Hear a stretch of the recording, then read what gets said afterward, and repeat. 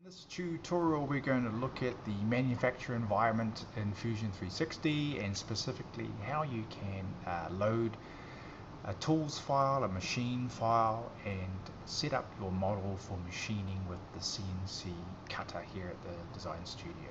So here I have a model that to use for the demonstration, and in order to do these things you may already be in the default environment, which is design. The first step is to switch to the manufacture environment. So you go down there and click manufacture, and it kind of looks the same, but there are a few context options here on the top. So the first thing we want to do is tell Fusion, if it's the first time you're performing this, what machine it is going to talk to and what tools you have available to use. And so we do that from the manage menu, and over here you can see there are a number of things to manage, and we're going to go ahead to the machine library. When I have local highlighted, you'll see there's an create a new machine, or you can see this option for importing a machine. So I'm going to choose, of course, the import option, and in the folder, shared folder for students, the Dropbox CNC shared folder on Google Drive, you will see a machine file here. So I am going to import that one, and then the file is loaded, and we can see here various the details about the machine, its capabilities, its dimensions, and so on and so forth. Okay, so that's how we load a machine. We can click close. The next step is to load tools. So you can go to the tools library. So I'll click on local, and then you'll now see available up here in this corner the ability to import a tools library. So click that, and in the same location, it's the Dropbox CNC, you'll see a tools file. Right there it is, and I'll click open, and now it imports the 8 tools that we have for use in the Denford CNC machine. That's that. We can click close. Okay, so we have added a machine, and we have added some tools. We only need to do that process once, and now we're going to look at quickly how to use those tools to manufacture this aluminium part. Okay, so the first step is to set up, and we can right click here and create a new manufacturing setup. If we just look at this menu for a moment, you will see here the first thing it's going to ask you is the machine that you want to set up, and so you click select, and we imported that just a moment ago, and so you can choose the machine, select it. Okay, and the setup should be milling, so we can just go down here from top to bottom, and now we need to just tell Fusion the work coordinate system, so the orientation of things, and we're going to use a box point. So we just go down here to this corner, the bottom left corner, and we just choose the top. Okay, what you're really looking for here is the Z is traveling up, and the Y away from you, and X coming towards you. Right, this is the orientation system for the machine. Okay, and by default Fusion knows that you're going to machine a body. Okay, now we can move along here in the tab system to the stock, and that's what gets cut away. So in this example here, you can see I have a piece of stock, and what's been cut away from the stock is the model that you're seeing on the screen. Close, and so we need to just specify the stock size. Now we're always going to use a fixed size here in the studio. We order material at fixed sizes, or we cut it to a fixed size to simplify projects. And so you'll see here in the mode we choose a fixed size box, and this particular stock is 100 wide and 200 deep, and its thickness is 2.2 millimeters. Okay, that's this material here. Alright, so that was the second step there, just setting up the environment, and now we get to the last part here, and that's the tooling. And so you've got these basic milling tools here, 2D and 3D and so forth. We're just going to use for the majority of projects 2D pocket or a 2D contour.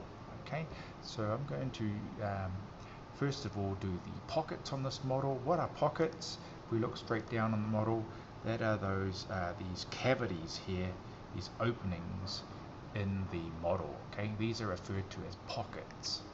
And then when we talk about contours, which is the other tooling operation we'll look at in this tutorial, 2D contour, that's essentially the border or the very outside edge of the model that you have. Okay, so I'll go over here and choose 2D pocket, and then I have to tell Fusion what tool I'll be using to cut out these pockets.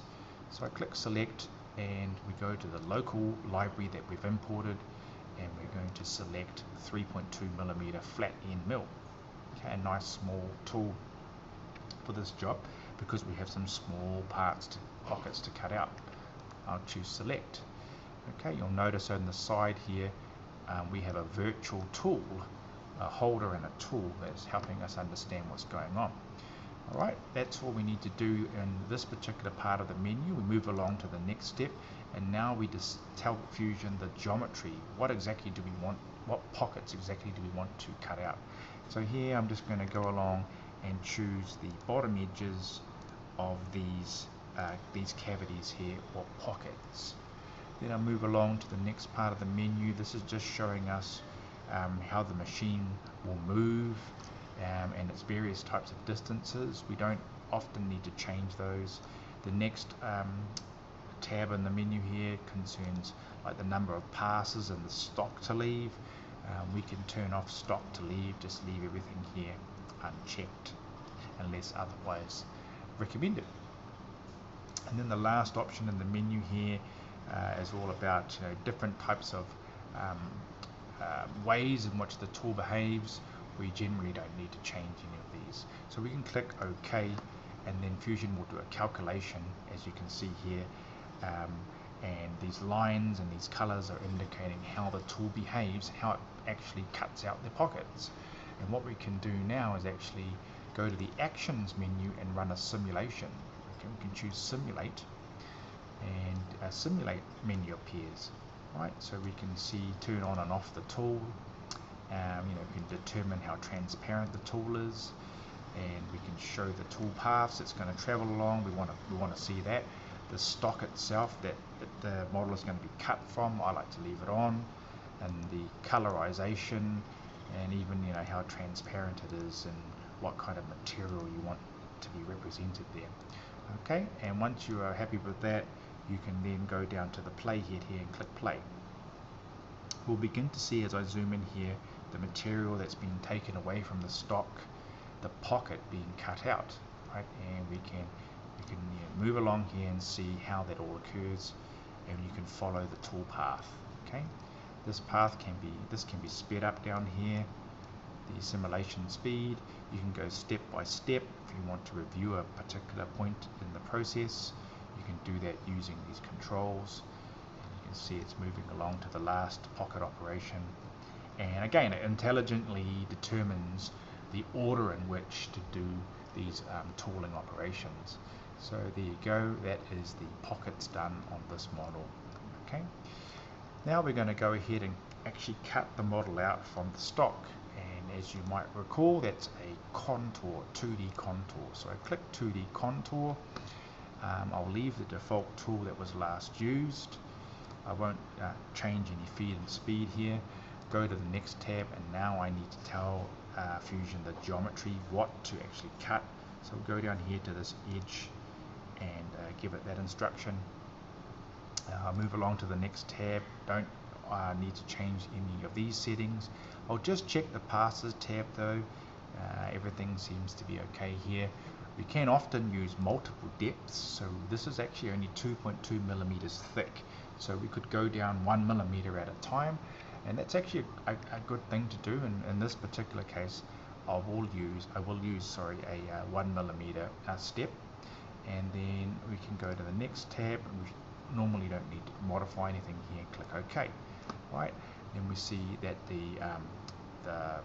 that tooling operation is generated here, and again we can go to the Actions menu, run a simulation, and just review, how that's going to work. So you can see it cuts down into the material by 1 millimeter. It's not gone all the way through. Okay, and I can just speed that up a bit. Once it comes around to the beginning here, then you'll see it starts to go down even further. Still, it's determined by calculation not to go all the way through yet, and so the tool is coming around, and probably here we're going to see the final pass. Now it will start to go all the way through the material and cut it out from the stock. Okay, so we can see here the operation complete. We can review and see that the tooling has been done. Now what's seen here, it hasn't actually gone all the way through, so I'm not seeing a clear white space here, so maybe not too satisfied with that operation.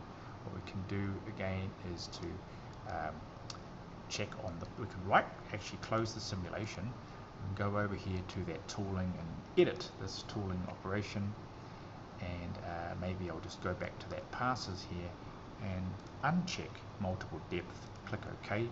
It will regenerate the path, and now we can see actually that it will cut it all out correctly. But just to be sure, we can run one last simulation, put it up to high speed, and see how that's performed. Okay, and it does it all in one pass. Okay, that is how we set up the manufacturer environment for use with the CNC machine.